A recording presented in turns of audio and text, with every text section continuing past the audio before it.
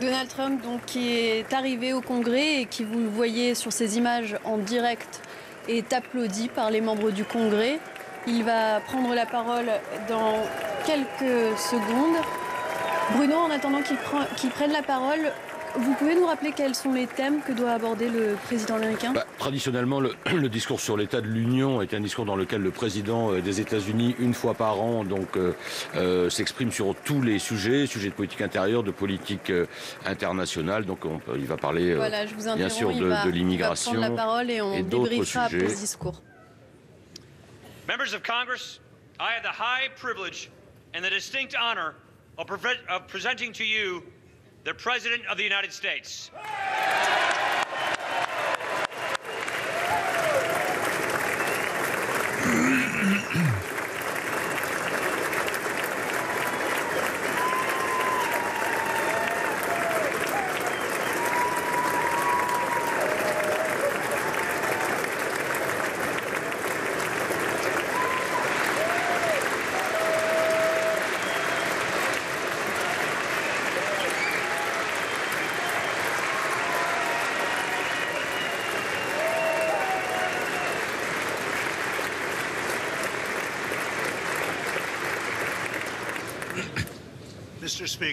Monsieur le Président de la Chambre, Monsieur le Vice-président, membres du Congrès, Première Dame des États-Unis, mes chers compatriotes, moins d'un an s'est écoulé depuis que j'étais ici dans cette magnifique chambre pour parler au nom du peuple américain, pour aborder leurs préoccupations, leurs espoirs, leurs rêves. Cette nuit-là, notre nouvelle administration avait déjà pris des mesures très rapides.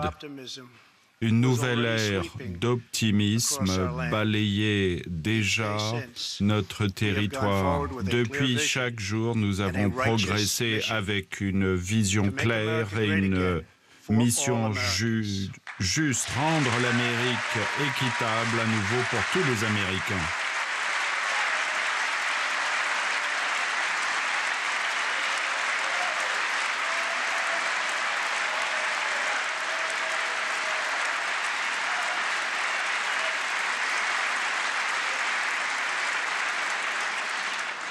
Au cours de l'année écoulée, nous avons accompli des progrès remarquables, nous avons enregistré des succès remarquables, nous avons fait face à des défis attendus, d'autres que l'on ne pouvait pas imaginer. Nous avons partagé hauteur de la victoire les douleurs du désespoir. Nous avons enduré des incendies, des inondations, des tempêtes et nous avons vu la belle âme de l'Amérique et la raideur de son épine dorsale. Nous avons de nouveaux héros pour nous rappeler qui nous sommes et nous montrer ce que nous pouvons être. Nous avons vu les volontaires de la marine Cajun qui se précipitaient à la rescousse pour sauver des gens après un ouragan dévastateur. Nous avons vu des étrangers qui protégeaient des étrangers de tir à Las Vegas. Nous avons entendu parler de récits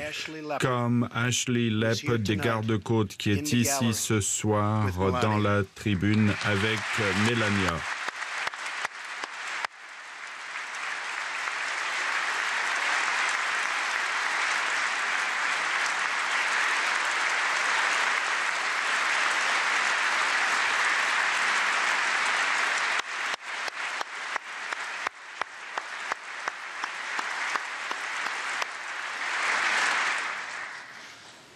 Ashley était à bord un des premiers hélicoptères pendant l'ouragan Harvey. Pendant 18 heures de vent et de tempête, Ashley a bravé les eaux profondes pour sauver plus de 40 vies. Ashley, nous vous remercions tous.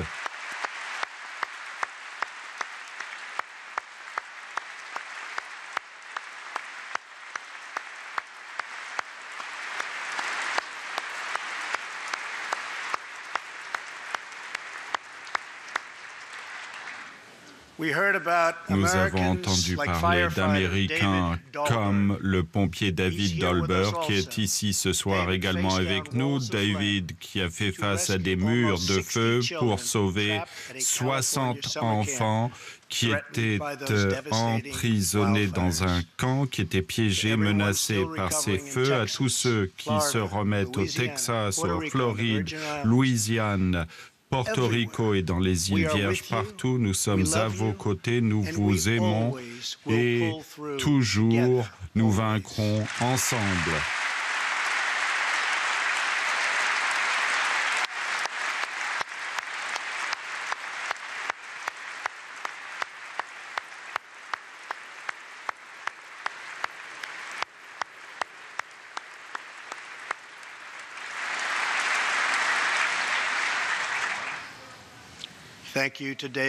Merci à David et les habitants courageux de Californie. Merci, David. Certaines épreuves ont abordé, touché cette chambre très personnellement. Ce soir, une des personnes les plus courageuses qui ait jamais servi dans cette maison, qui a pris un tir, qui a pratiquement mouru, qui a retrouvé le travail 3 mois plus tard. L'élu du Congrès, Steve Skillings.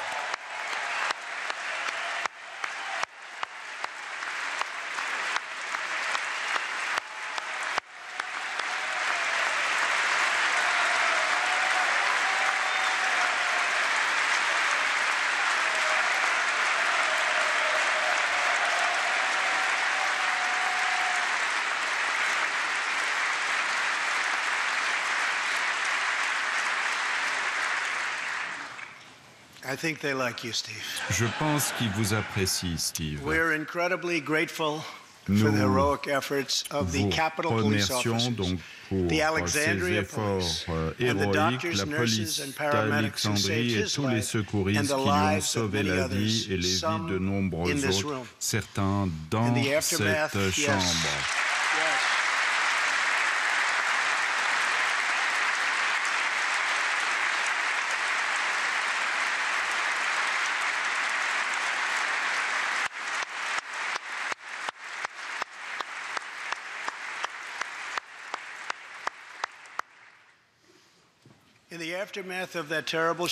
Après cette fusillade terrible, nous nous sommes rassemblés, non pas en tant que républicains ou démocrates, mais en tant que représentants du peuple.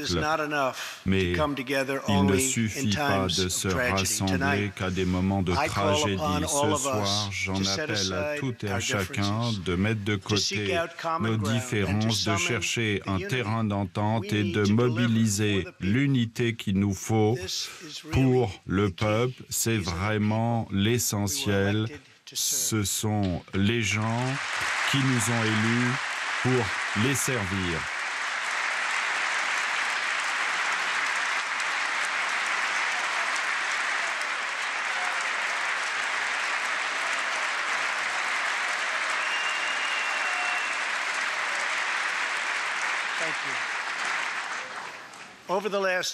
Au cours de l'année écoulée, le monde a vu ce que nous savions toujours, c'est-à-dire qu'aucun peuple n'est aussi téméraire ou courageux ou décidé que les Américains. S'il y a une montagne, nous la gravissons. S'il y a une frontière, nous la franchissons.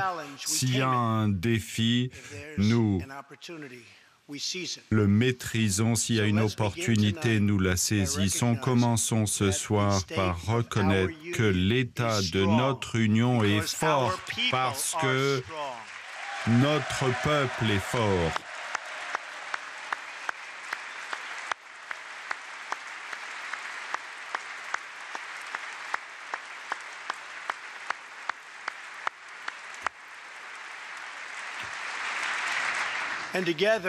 Et ensemble, nous construisons une Amérique forte, sûre et fière. Depuis l'élection, nous avons créé 2,4 millions de nouveaux emplois.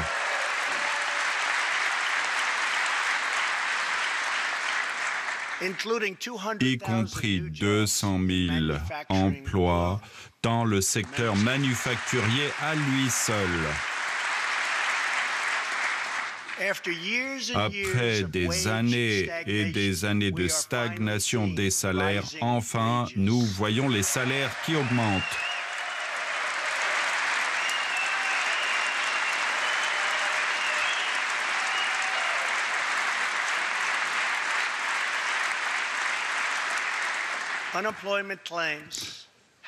Les demandes de chômage sont au plus bas depuis 45 ans. Et quelque chose dont je suis très fier, le taux de chômage des Afro-Américains est au plus bas jamais enregistré.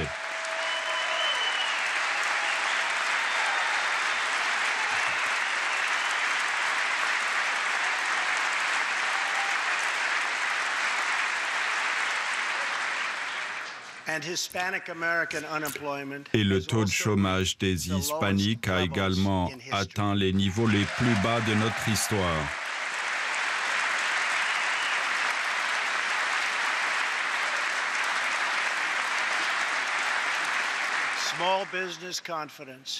La confiance des petites entreprises atteint un niveau record. La bourse vole de record en record, a progressé de 8 000 milliards de dollars pendant ce court laps de temps.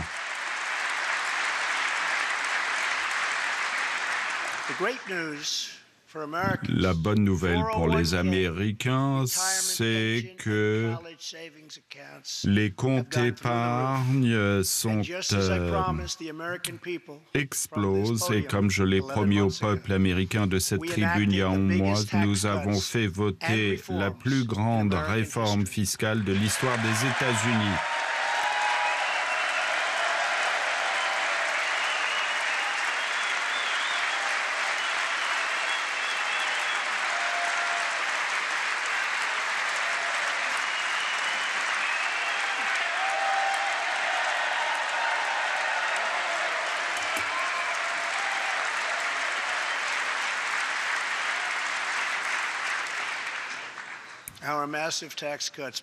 Nos réductions d'impôts remarquables soulagent les classes moyennes et petites entreprises. Réduire les taux d'impôts pour les Américains qui travaillent dur, nous avons pratiquement doublé la déduction standard pour tout le monde.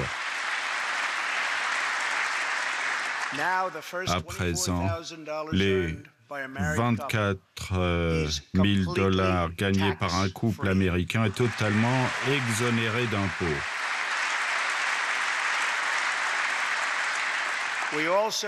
Nous avons également doublé le crédit d'impôt pour les enfants.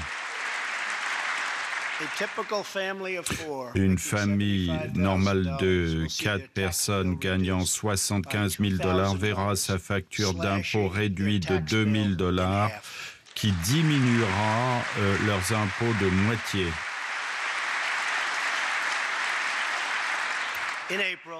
En avril, ce sera la dernière fois que vous verrez sous l'ancien système brisé des millions et des millions d'Américains gagneront plus à compter du mois prochain, beaucoup plus.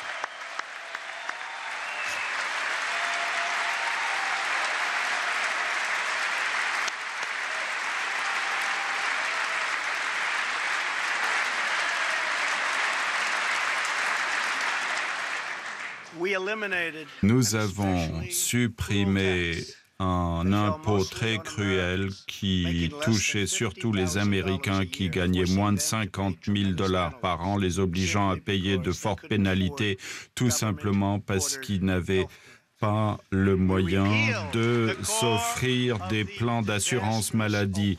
Nous avons abrogé l'Obamacare désastreux. Ce mandat individuel a maintenant disparu.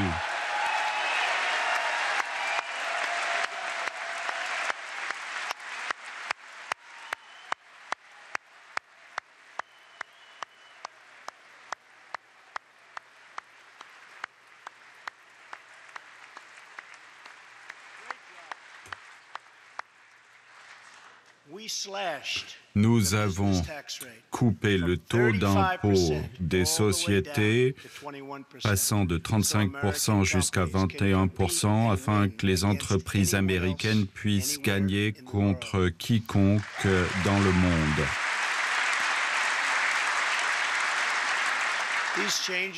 Ces changements à seuls vont augmenter le revenu familial moyen de plus de 4 000 $. C'est beaucoup d'argent.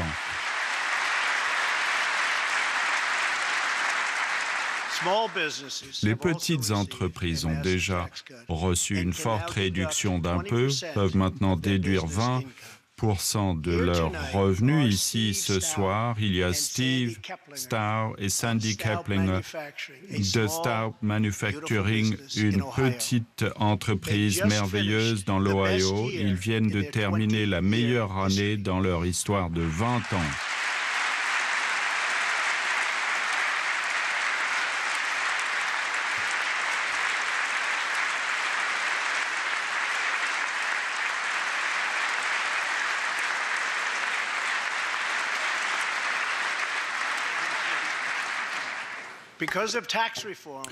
Grâce aux réformes fiscales, ils peuvent recruter 14 personnes supplémentaires et se développent dans le bâtiment d'à côté. C'est très bien. Un des employés de la société, Corey Adams, est également des nôtres ce soir. Corey est un travailleur américain qui a financé ses études, a perdu son emploi pendant la récession 2008, a ensuite été embauché par Stour, où il a été formé en tant que soudeur, comme de nombreux Américains travaillant dur. Corey prévoit de réduire, d'investir ses économies d'impôts dans son nouveau foyer, l'éducation de ses 2 filles. Veuillez vous lever, Corey.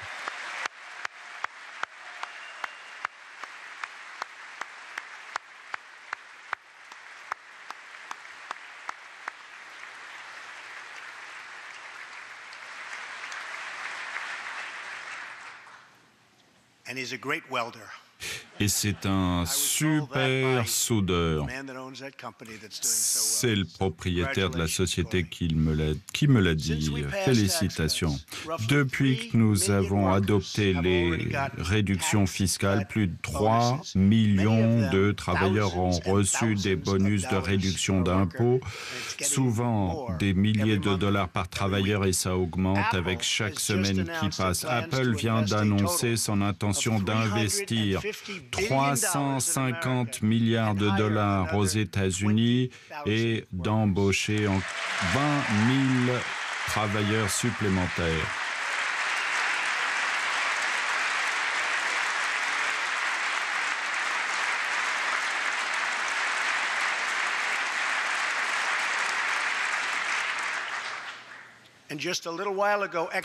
Il y a peu de temps, ExxonMobil a annoncé un investissement de 50 milliards de dollars aux États-Unis.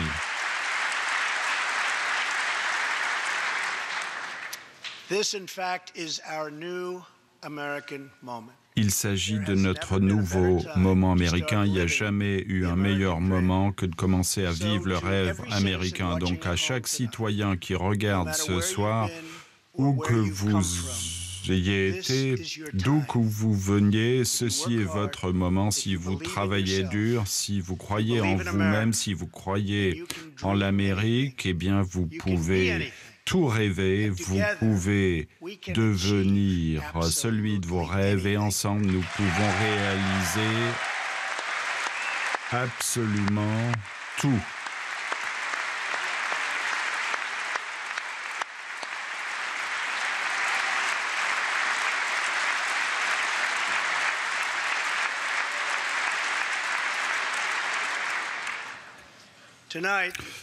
Ce soir, je voudrais vous parler du genre d'avenir que nous aurons et quel type de nation nous serons, nous tous, ensemble, en tant qu'équipe unique, en tant qu'un seul peuple, une seule famille américaine. Nous pouvons tout faire. Nous partageons tous le même espoir, le même cœur, la même destinée et le même grand drapeau américain.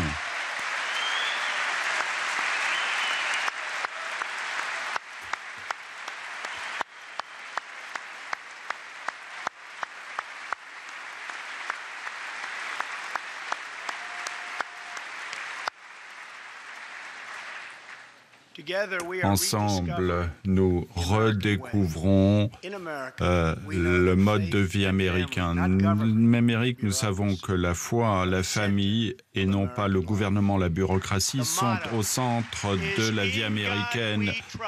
En Dieu, nous croyons, c'est notre devise.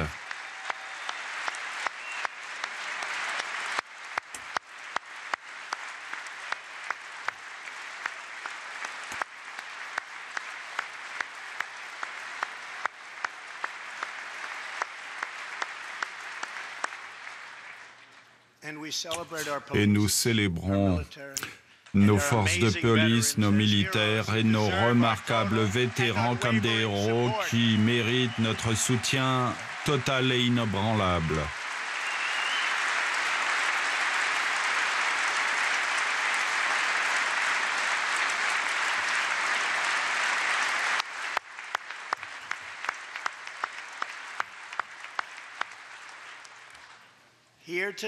Ici, ce soir, est Preston Sharp, un garçon de 12 ans de Redding, Californie, qui a remarqué que les tombeaux des vétérans ne portaient pas de drapeau le jour des vétérans. Il a décidé tout seul de changer cela et a lancé un mouvement qui a placé 40 000 drapeaux sur les tombeaux de nos grands héros.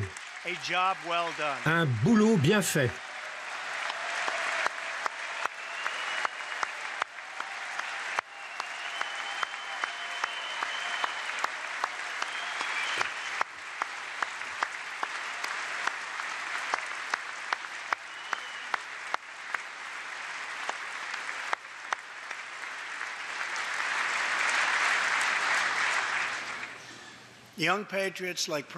Des jeunes patriotes comme Preston nous apprend à tous notre devoir civique. J'ai rencontré Preston il y a quelque temps et c'est quelqu'un de très spécial. Merci beaucoup pour tout ce que vous avez fait.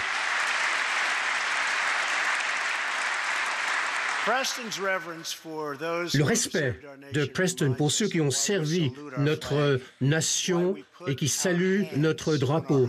Et comme nous mettons nos mains sur le cœur quand on prête serment d'allégeance et la raison pour laquelle nous défendons la nation.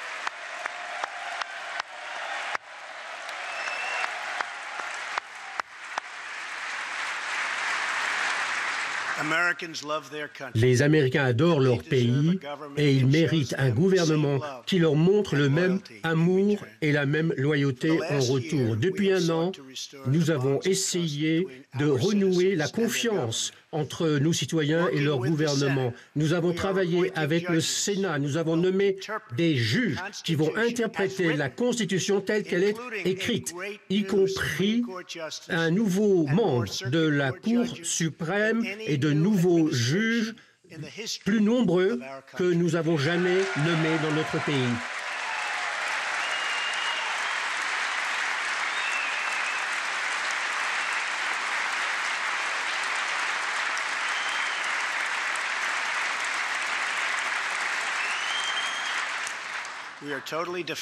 Nous défendons totalement notre deuxième amendement et nous avons pris des mesures historiques pour protéger la liberté religieuse.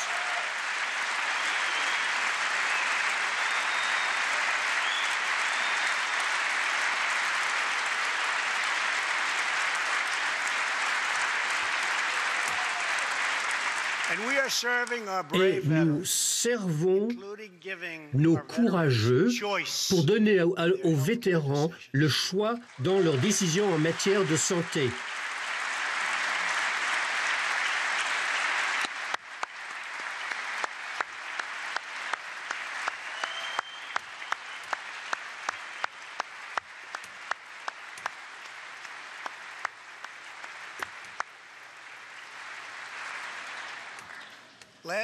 L'année dernière, le Congrès a voté et j'ai signé la loi sur la responsabilité.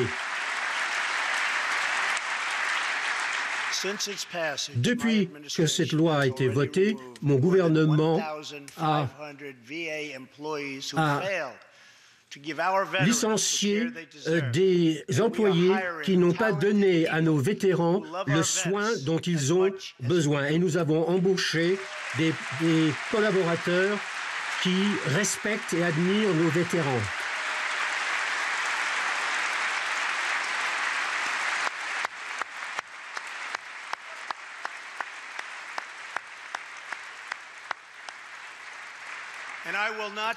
Et je ne vais pas arrêter jusqu'à ce que nos vétérans soient pris en charge comme ils le font. Ça a été ma promesse depuis le début de ce grand voyage.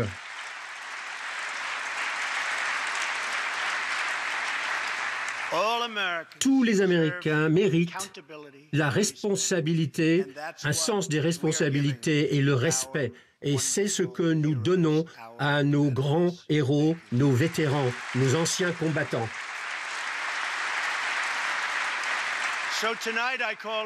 Alors ce soir, j'appelle le Congrès à donner à tout membre du cabinet le droit de récompenser les bons travailleurs et de licencier les fonctionnaires qui ne sont pas à la hauteur des attentes du peuple américain.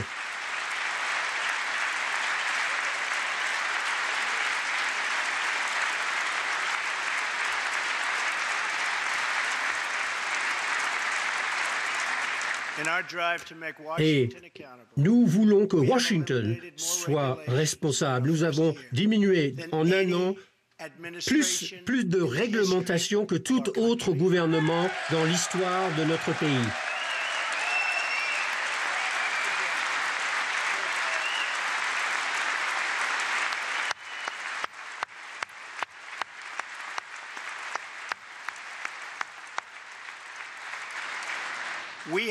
Nous avons mis fin à la guerre contre l'énergie américaine et nous avons mis fin à la guerre contre le charbon magnifique et propre.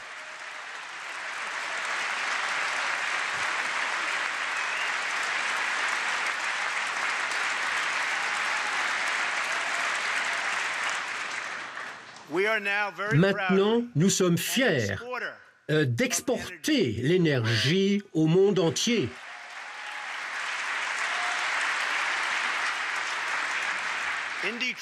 À Détroit, j'ai mis fin aux mandats gouvernementaux qui nuisaient aux travailleurs du secteur automobile pour que la ville de l'automobile puisse redémarrer sur les chapeaux de roue. Et c'est ce qui est arrivé.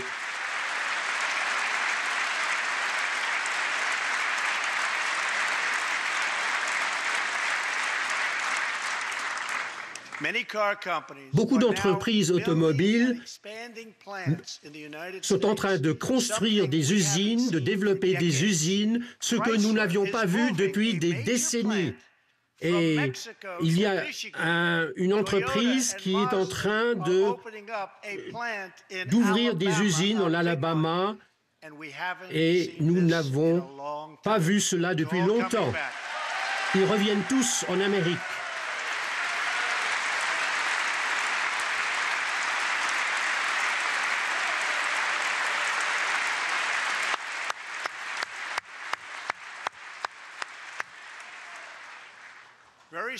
Bientôt, les usines automobiles et d'autres usines vont s'ouvrir partout dans notre pays. Et tout cela, ce sont des bonnes nouvelles auxquelles les Américains ne sont pas habitués. Depuis des années, les entreprises et les emplois quittaient notre pays. Mais aujourd'hui, ils reviennent et ils veulent être là où ça se passe. Ils veulent être aux États-Unis d'Amérique.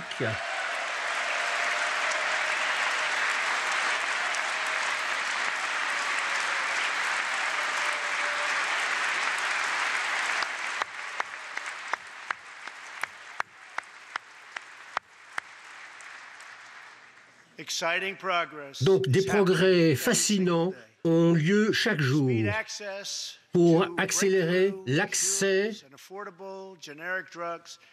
aux vaccins et aux médicaments génériques. L'année dernière, le régulateur de la santé a approuvé beaucoup plus de médicaments et de dispositifs médicaux que jamais.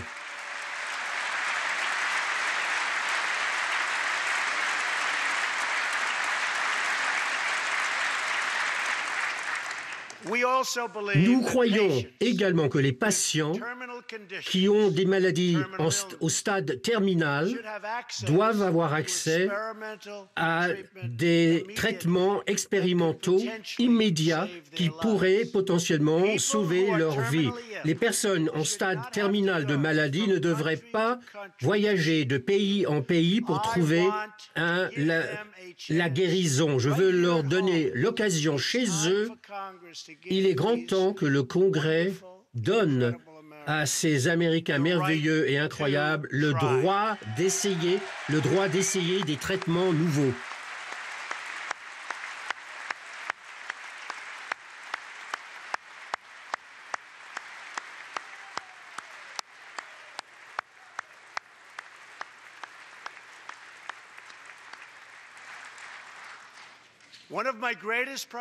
Une de mes principales priorités est de réduire le prix des médicaments sur ordonnance.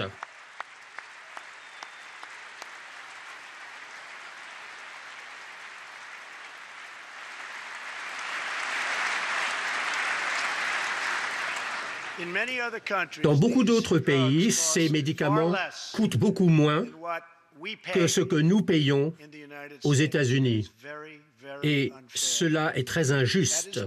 C'est la raison pour laquelle j'ai demandé à mon gouvernement de faire en sorte que les prix élevés, que la réduction des prix élevés des médicaments soit une de nos principales priorités.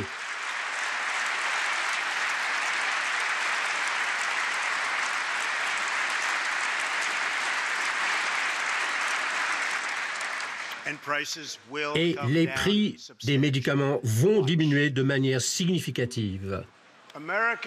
L'Amérique a également enfin tourné la page après des décennies d'accords de commerce injustes qui ont nui à nos entreprises, à nos emplois et à notre richesse. Notre nation a perdu sa richesse, mais maintenant nous récupérons cette richesse. L'ère du déclin économique est terminée. À partir de maintenant, nous voulons que les accords de commerce soient justes et surtout réciproques.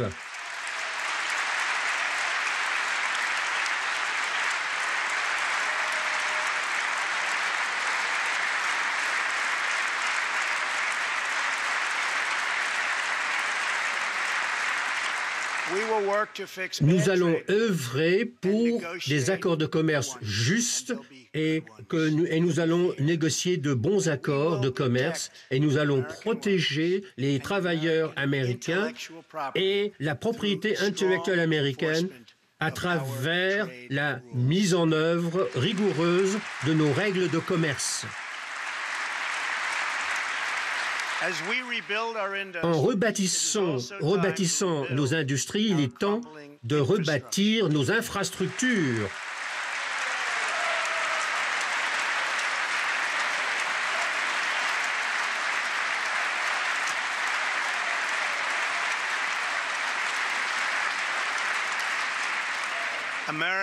L'Amérique, est une nation de bâtisseurs. Nous avons bâti l'Empire State Building en un an. Il est donc honteux que maintenant, il faut 10 ans pour obtenir un permis de construire une simple route.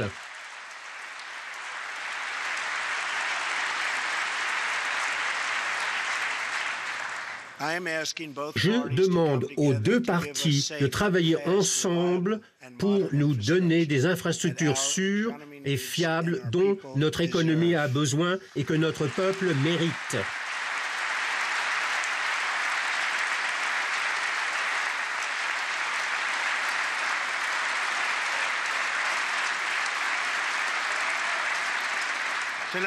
Ce soir, je demande au Congrès de passer une loi qui va permettre 1,5 trillion de dollars, d'allouer 1,5 trillion de dollars aux infrastructures. Chaque dollar fédéral doit être développé avec l'aide des États et des autorités locales pour fixer de manière permanente et pour rembourser, pour compenser le déficit.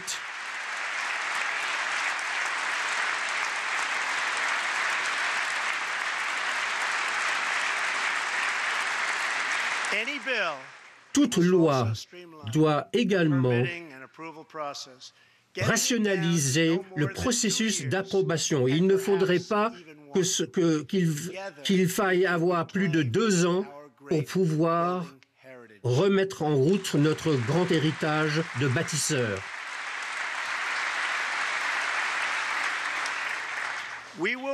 Nous allons bâtir des routes, des ponts, des autoroutes, des chemins de fer à travers notre pays et nous allons le faire avec le cœur, la main-d'œuvre et la détermination américaine.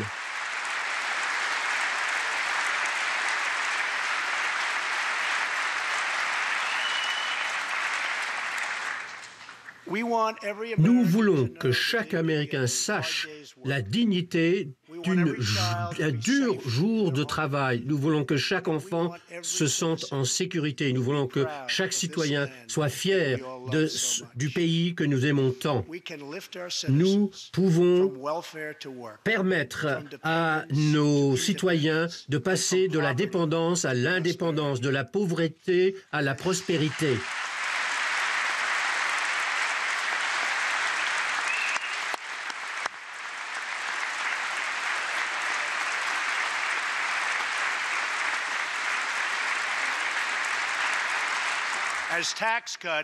Les baisses d'impôts créent de nouveaux emplois et ça permet à la main-d'œuvre de se développer. Il faut qu'on investisse aussi dans la formation professionnelle dont nous avons grand besoin.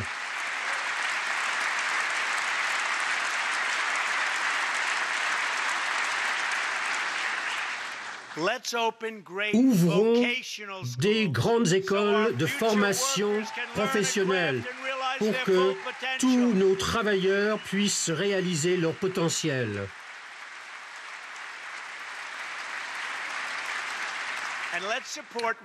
Et soutenons les familles de travailleurs en soutenant les congés payés.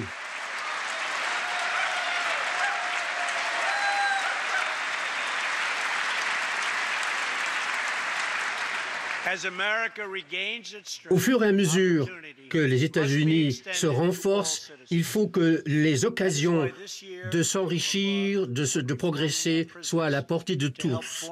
Il faut réformer les prisons pour aider les anciens prisonniers d'avoir une deuxième chance de réussir dans la vie.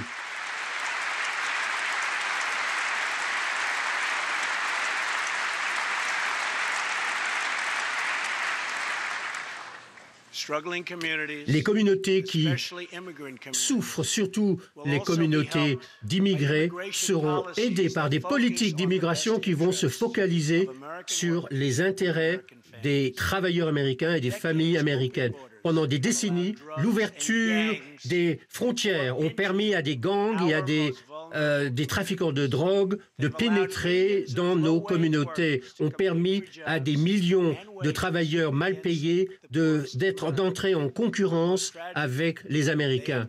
Et tragiquement, ils ont induit la perte de beaucoup de vies innocentes. Ce soir, il y a 2 pères et 2 mères, Freddie Cuevas et Elizabeth Agora et Robert Mickens, leurs 2 filles, Kayla Cuevas et Nisa Mickens, qui étaient des amis très proches à Long Island. En septembre 2016, la veille du 16e anniversaire d'une des filles, ni l'une ni l'autre n'est rentrée à la maison. Ces 2 filles ont été assassinées brutalement alors qu'elles traversaient la ville qu'elles habitaient. 16 membres d'un gang sauvage, MS-13, ont assassiné ces filles. Ils ont profité des failles dans nos lois pour entrer dans le pays comme des immigrés illégaux et des mineurs non accompagnés, et ils ont pénétré dans l'école de ces filles. Elizabeth, Freddie, Robert, ce soir, tout le monde dans cette chambre prie pour vous. Tout le monde est en deuil. Merci beaucoup.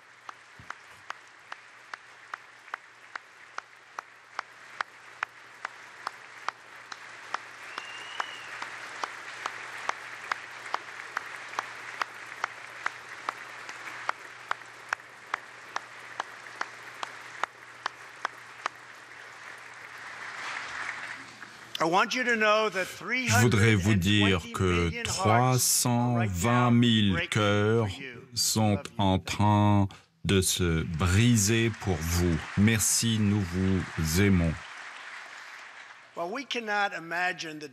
On ne peut pas imaginer la profondeur de cette tristesse. On peut veiller à ce que d'autres familles n'aient pas à supporter ce genre de douleur. Ce soir, j'en appelle au Congrès d'enfin fermer les failles qui ont permis à MS-13 et d'autres gangs de pénétrer notre pays. Nous avons proposé de nouvelles lois qui vont réparer nos lois sur l'immigration et soutenir nos agents des frontières qui sont des gens remarquables, qui travaillent durement face aux dangers de façon à ce que cela ne puisse jamais se reproduire.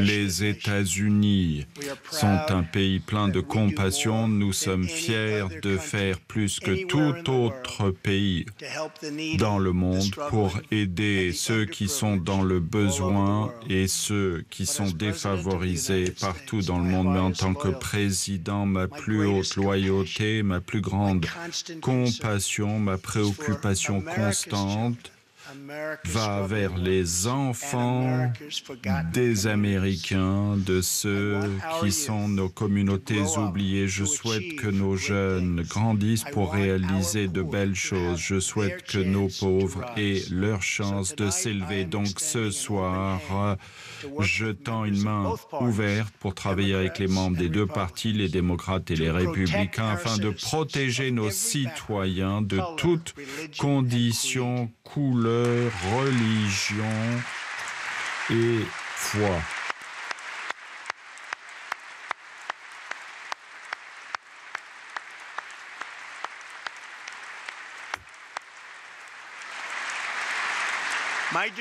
Mon devoir et le devoir sacré de tout élu dans cette Chambre est de défendre les Américains, de protéger leur sécurité, leur famille, leur communauté et leur droit au rêve américain, parce que les Américains sont également des dreamers.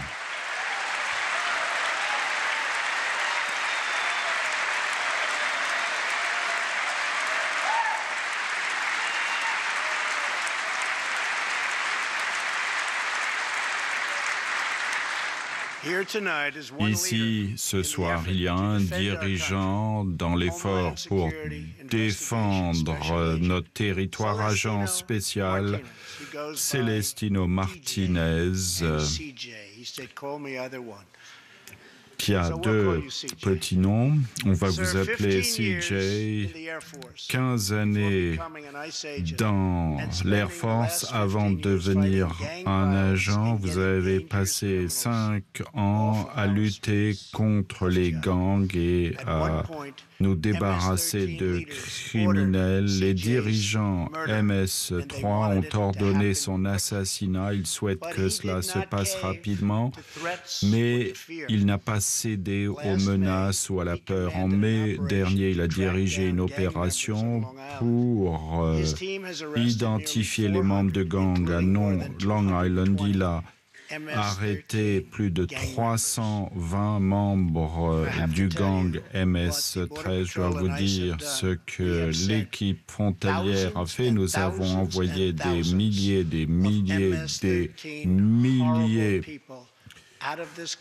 membres effroyables des gangs MS-13 à quitter notre territoire et dans les prisons. Félicitations, vous êtes un homme très courageux.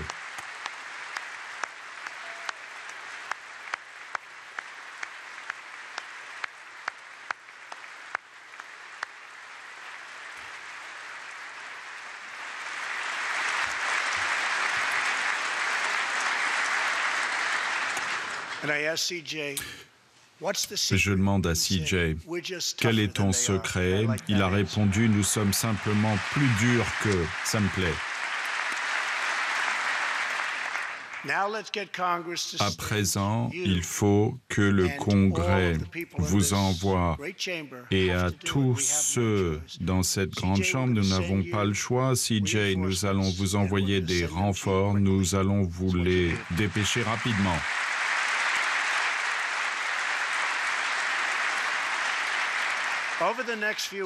Au cours des semaines à venir, la Chambre et le Sénat vont se prononcer sur un plan de réforme de l'immigration. Ces derniers mois, mon administration a beaucoup rencontré à la fois les démocrates et les républicains afin de façonner une approche bipartite à la réforme sur l'immigration. Sur la base de ces discussions, nous avons présenté au Congrès un plan détaillé qui doit être soutenu par les deux partis en tant que compromis juste, un où aucun ne reçoit tout ce qu'il veut, mais notre pays reçoit les réformes essentielles dont il a besoin et qu'il doit avoir.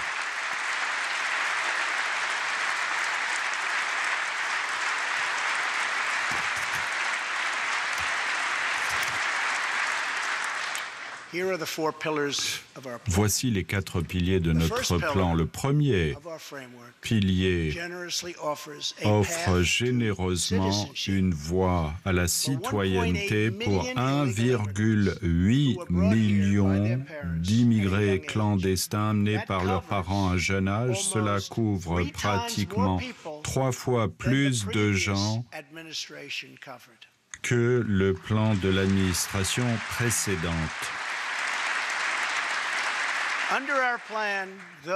Sous notre plan, ceux qui répondent aux besoins d'enseignement et avec un caractère intègre pourront devenir citoyens complets des États-Unis sur une durée de 12 ans. Deuxième pilier, sécurise pleinement la frontière.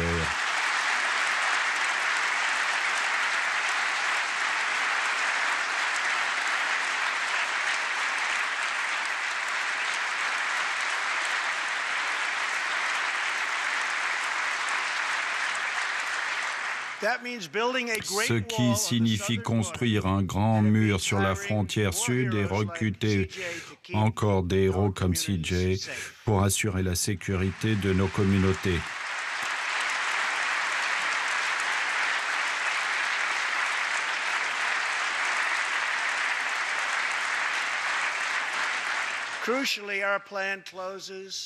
Notre plan ferme les échappatoires exploités par les terroristes, les criminels pour accéder à notre territoire et met enfin un terme à la pratique terrible d'attraper et de libérer.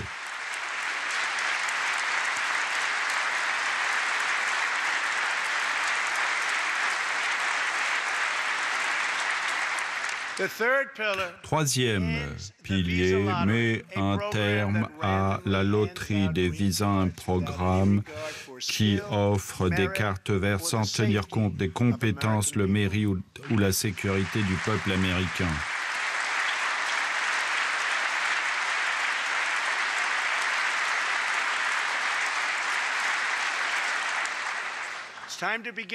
Il est temps d'évoluer vers un système d'immigration basé sur le mérite qui accepte des gens qui sont compétents, qui veulent travailler, qui vont contribuer à notre société et qui aimeront et qui respecteront notre pays.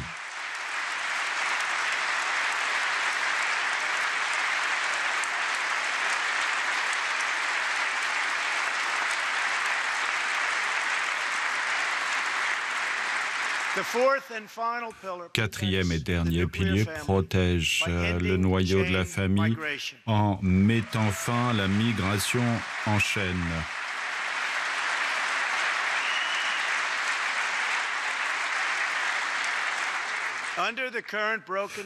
Au titre du système brisé, un seul immigrant peut faire venir un nombre illimité de parents éloignés. Avec notre plan, nous mettons l'accent sur la famille immédiate en limitant cela aux épouses et aux enfants mineurs.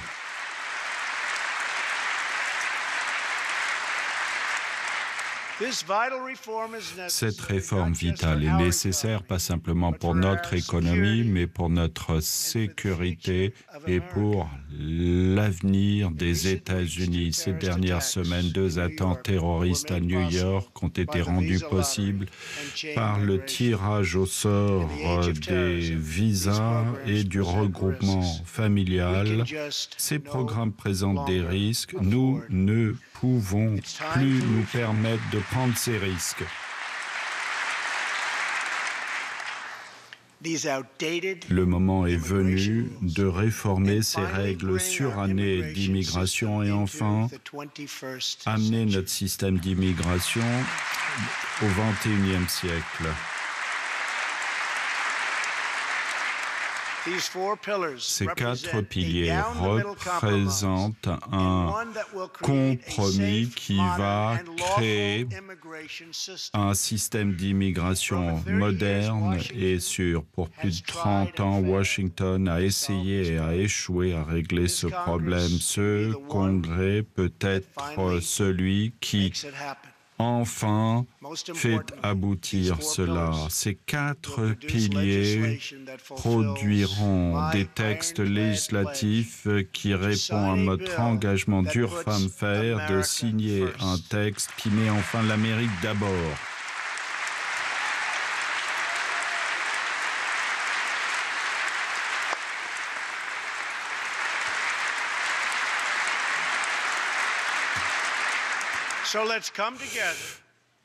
Rassemblons-nous, laissons de côté la politique et enfin accomplissons cette tâche.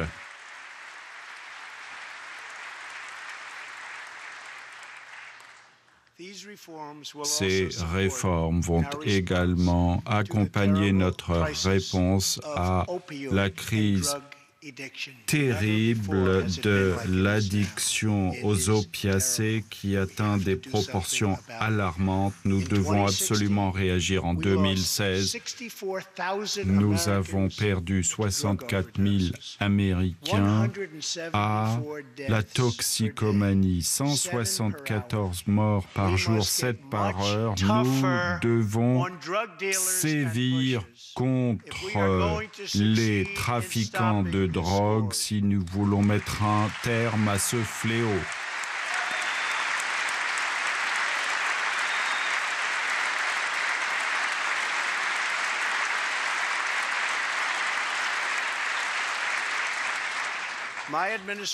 Mon administration s'engage à lutter contre l'épidémie de drogue et d'aider à accorder un traitement aux ceux qui sont dans la nécessité. La lutte sera longue et difficile, mais comme le font toujours les Américains, au bout du compte, nous réussirons, nous l'emporterons.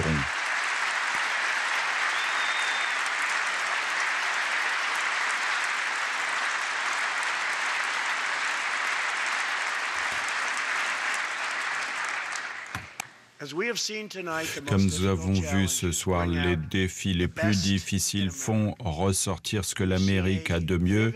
Nous voyons une expression manifeste de cette vérité dans l'histoire de la famille Oletz de Nouveau-Mexique. Brian Oletz a 27 ans, un officier avec le service de police d'Albuquerque. Il est ici ce soir avec son épouse Rebecca.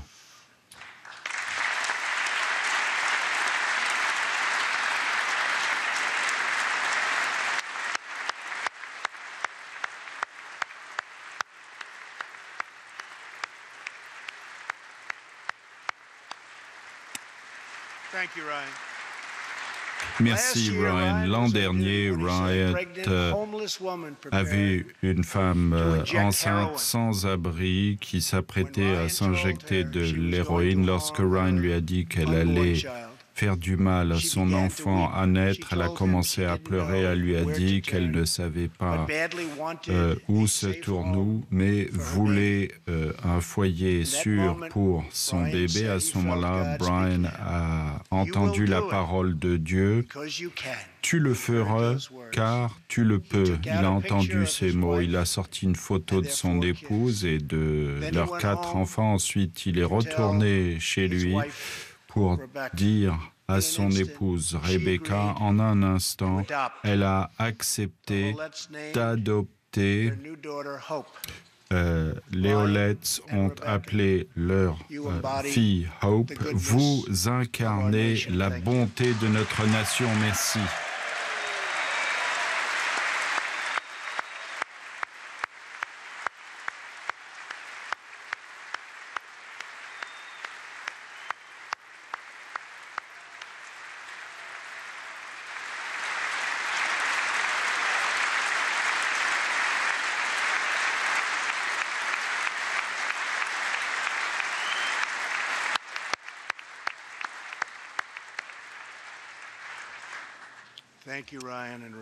Merci Ryan et Rebecca.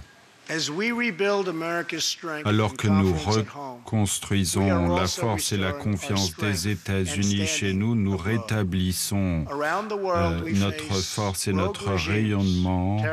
Nous faisons face à des groupes voyous et des rivaux tels la Chine et la Russie qui défient nos intérêts, notre économie et nos valeurs.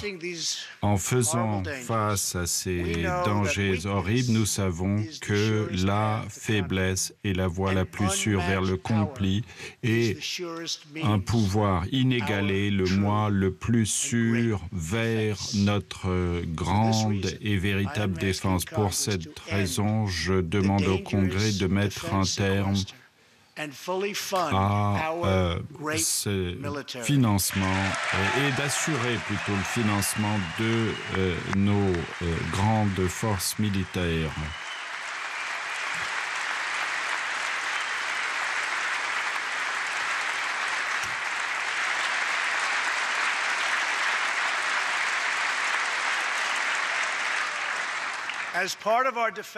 Dans le cadre de notre défense, nous devons moderniser et reconstruire notre arsenal nucléaire en espérant jamais devoir nous en servir, mais le rendre si fort et si puissant qu'il dissuadera tout acte d'agression par toute autre nation ou quiconque d'autre.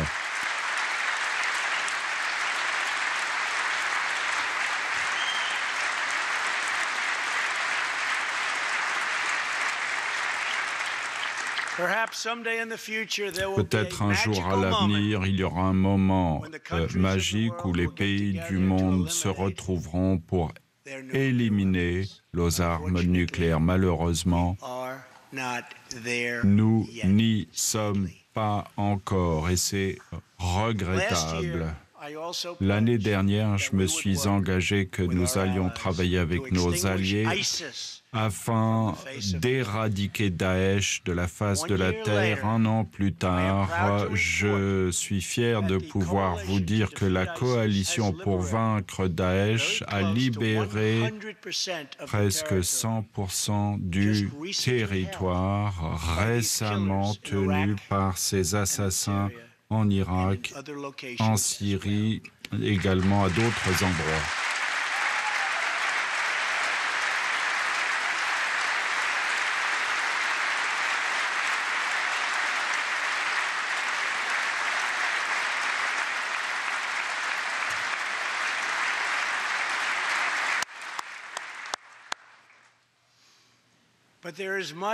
Mais il reste encore beaucoup à faire. Nous continuerons la lutte jusqu'à ce que Daesh soit vaincu. Le sergent Justin Peck est avec nous ce soir, près de Raqqa en novembre dernier. Justin et son camarade Kenton Stacy étaient en mission pour déblayer des bâtiments que Daesh avait piégés avec des explosifs afin que les civils puissent retourner à cette ville en toute sécurité en déblayant le deuxième étage d'un hôpital. Le capitaine Stacy a été gravement blessé par une explosion. Aussitôt, Justin s'est précipité vers l'endroit, ce bâtiment piégé, et a trouvé Kenton, mais qui était vraiment très mauvaise posture. Il a appliqué une pression à sa blessure et a inséré un tube afin d'assurer une respiration avant de lui prodiguer les premiers secours pendant 20 minutes au cours des transports et a assuré la respiration artificielle pendant 2 heures et demie et dans une chirurgie d'urgence. Kenton Stacy serait mort si Justin n'avait pas fait preuve de tant d'abnégation pour lui. Ce soir, Kenton récupère au Texas. Raqqa a été libéré. Justin porte sa nouvelle étoile en bronze avec V pour vaillance. Sergent Peck.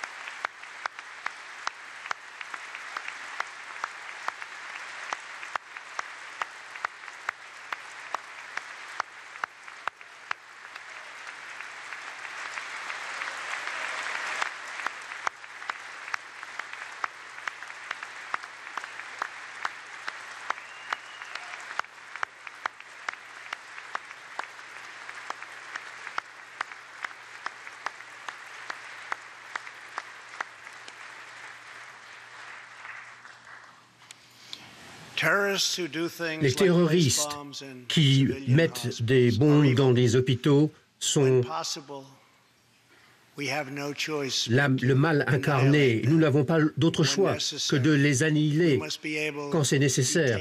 Nous devons pouvoir les interroger, les retenir et les interroger. Les terroristes ne sont pas simplement des criminels, ils sont des ennemis, l'ennemi de la paix.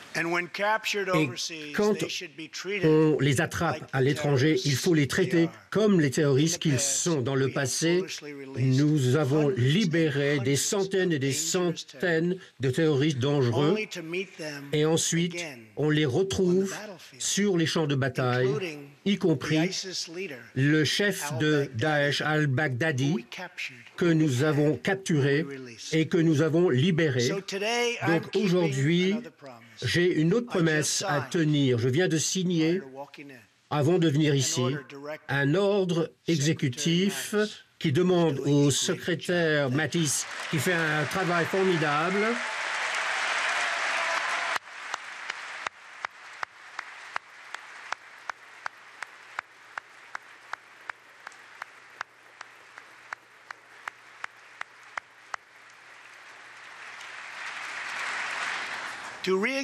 de revoir la politique en matière d'emprisonnement militaire et de garder ouvert la prison de la baie de Guantanamo.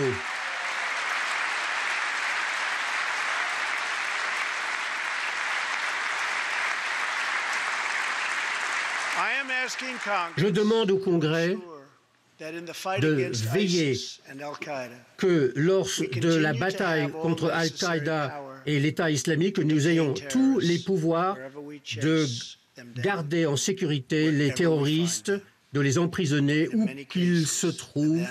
Et pour beaucoup de ces terroristes, ce sera la prison de Guantanamo Bay.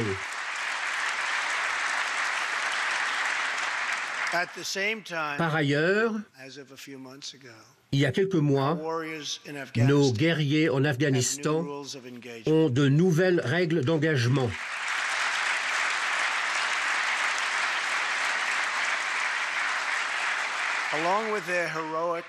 En plus de leurs partenaires afghans, les militaires ne sont pas limités par des dates butoirs artificielles et nous ne révélons pas nos plans à nos ennemis.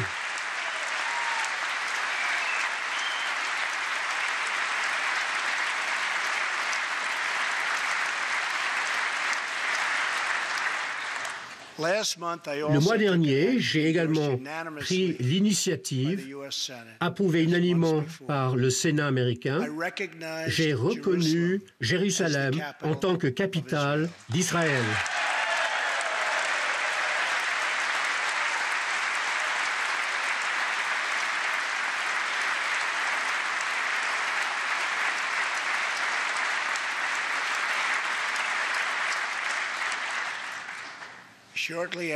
Peu après, des douzaines d'autres pays ont voté à l'Assemblée générale des Nations unies contre le droit souverain des États-Unis de prendre une telle décision. Et en 2016, le contribuable américain a généreusement envoyé à ces pays-là plus de 20 millions de dollars d'aide. C'est la raison pour laquelle ce soir, je demande au Congrès de passer une loi pour veiller à ce que l'aide étrangère américaine serve les intérêts des États-Unis et ne profite qu'aux amis des États-Unis, pas aux ennemis des États-Unis.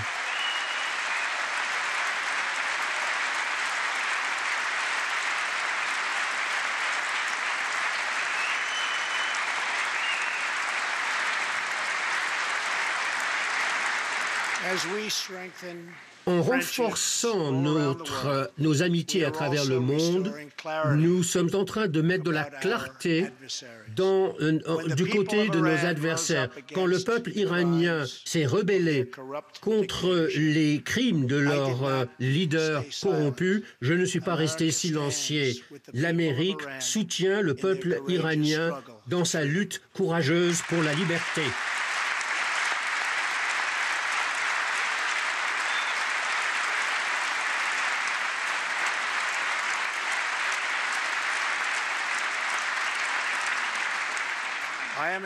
Je demande au Congrès de mettre fin aux failles fondamentales dans l'accord sur le nucléaire iranien. Mon gouvernement a imposé des sanctions extrêmement difficiles contre les dictatures communistes à Cuba et au Venezuela.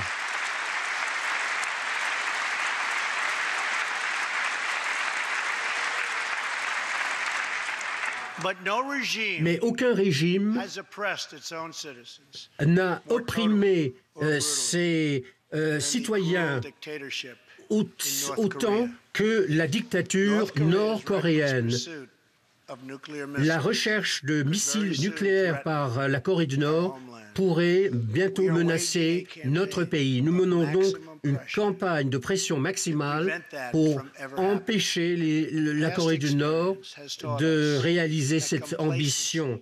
La complaisance, les concessions dans le passé invitent de l'agression et de la provocation. Je ne vais pas répéter les erreurs des gouvernements précédents qui nous ont mis dans cette situation très dangereuse. Il suffit de regarder le caractère dépravé du régime nord-coréen pour comprendre la nature de la menace nucléaire qui pourrait se présenter aux États-Unis et aux alliés. Al Monua était un étudiant qui travaillait très dur à l'université de Virginie et c'était un formidable étudiant. En allant étudier en Asie, Otto a rejoint un groupe de touristes pour visiter la Corée du Nord. Et au terme de ce voyage, ce jeune homme merveilleux a été arrêté et accusé de crimes contre l'État coréen, nord-coréen. Après un simulacre de procès, la dictature a condamné Otto à 15 ans de travaux forcés avant de le rendre à ses parents aux États-Unis l'année dernière dans un état épouvantable et au bord de la mort. Il est mort, en effet, quelques jours après son retour aux États-Unis. Les parents merveilleux d'Otto, Fred et Cindy, sont ici présents avec nous ce soir, ainsi que le frère et la sœur, Austin et le frère, Austin et Greta.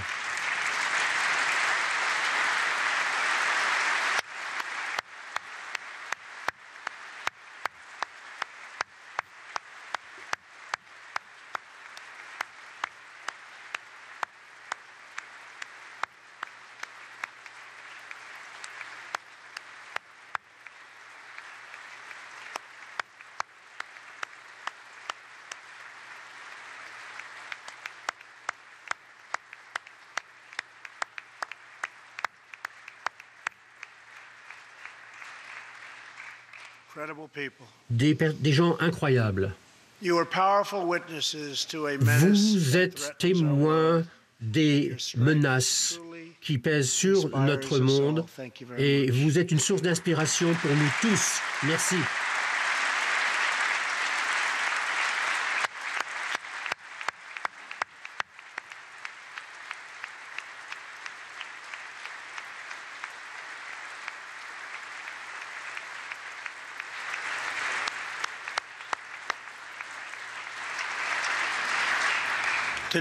Ce soir, nous nous engageons à honorer la mémoire d'Otto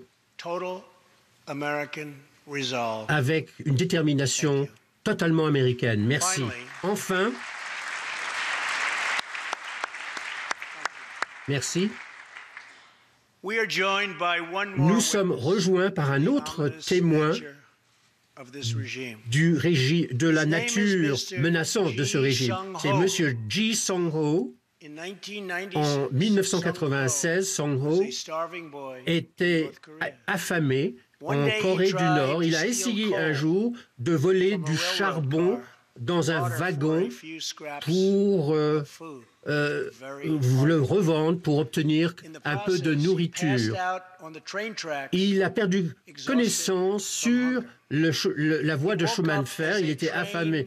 Quand il s'est réveillé, un train est passé sur ses jambes et ensuite il a été amputé de manière multiple. Il a été amputé sans rien pour diminuer la douleur. Ses frères et sœurs ont donné de la nourriture et ils se sont fait mal de manière permanente en diminuant leur croissance. Il a été torturé par les autorités nord-coréennes lorsqu'il est revenu d'une brève visite en Chine. Les personnes qui l'ont torturé voulaient savoir s'il avait rencontré des chrétiens. Il avait rencontré des chrétiens et après cela, il a pris la décision d'être libre. Il a voyagé des milliers de kilomètres à travers la Chine et l'Asie et ensuite son père a été attrapé en essayant de s'enfuir et a été torturé à mort. Aujourd'hui, il habite à Séoul où il s'occupe d'autres réfugiés de Corée du Nord et il envoie des émissions envers la Corée du Nord sur la vérité. Il a des jambes, il a maintenant des prothèses et je crois que vous avez gardé les béquilles qui vous ont permis de vous rendre compte des progrès que vous avez faits. Votre sacrifice est une source d'inspiration pour nous tous.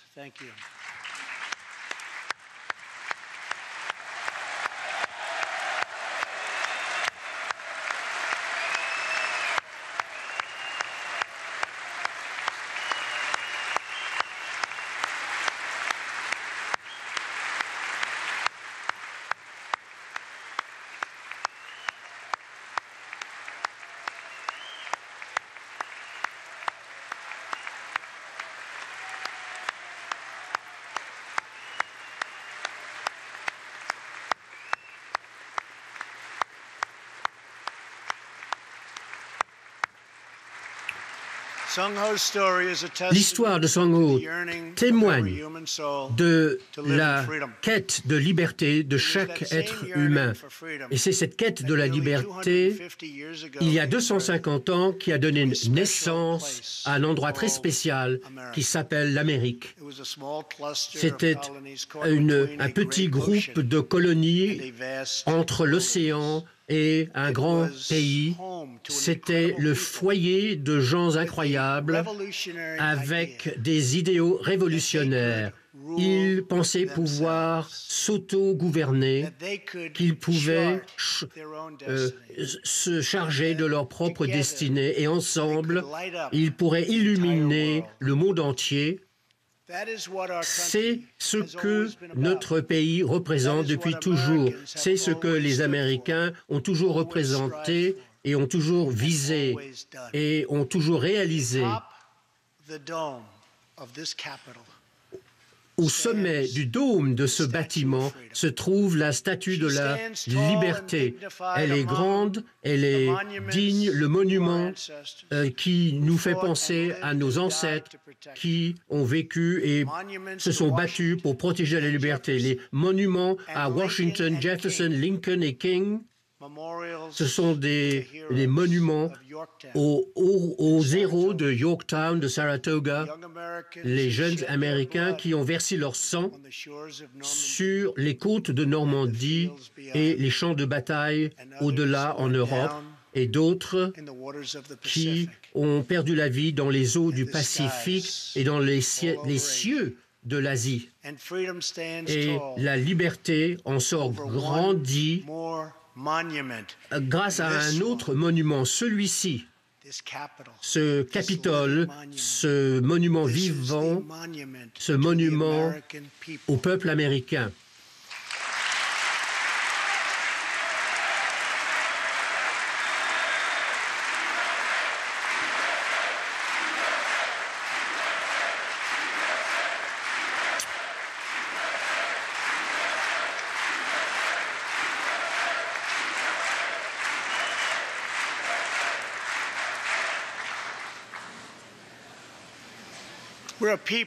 Nous sommes un peuple dont les héros ne vivent pas que dans le passé, mais sont tout autour de nous. Ils défendent l'espérance, la fierté, et ils défendent le mode de vie américain. Ils travaillent dans tous les domaines, ils se sacrifient pour élever une famille, ils prennent soin de nos enfants, ils défendent notre drapeau à l'étranger, et ce sont des mères fortes et des enfants solides. Et ce sont des combattants, ce sont des pompiers, des officiers de police, des ambulanciers, des Marines, mais avant tout, ce sont des Américains. Et cette ville, cette nation appartient entièrement à eux.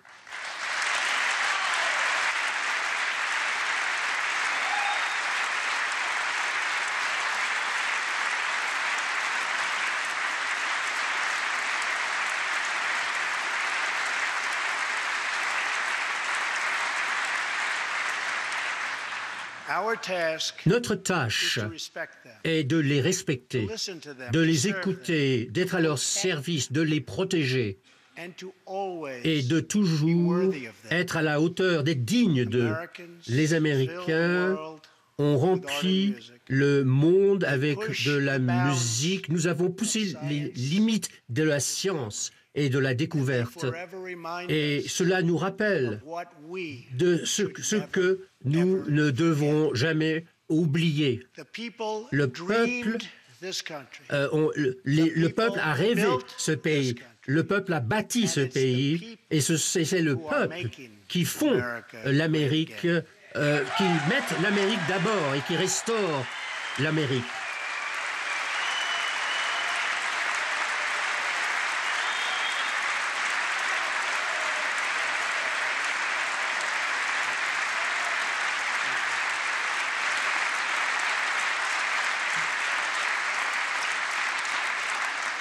As long as we are proud of who we are and what we are fighting for, there is nothing we cannot achieve. Il n'y a rien que nous ne puissions pas réaliser tant que nous avons confiance en nos valeurs, foi en nos citoyens et confiance en notre Dieu. Nous n'échouerons jamais. Nos familles fleuriront, notre peuple prospérera et notre nation restera en permanence sûre, forte et fière et grande et libre. Merci et que Dieu bénisse l'Amérique.